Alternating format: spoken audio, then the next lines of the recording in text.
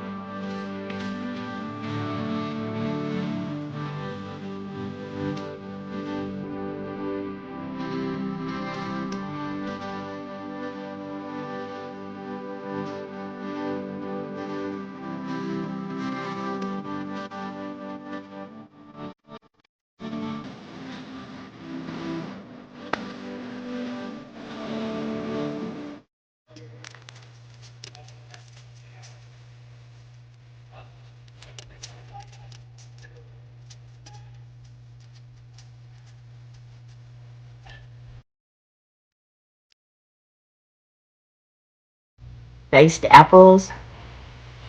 It's so good and light and flaky. Mm, buttery and delicious. You're gonna love these. And they're so easy. Kudos, you guys. Good to the last bite.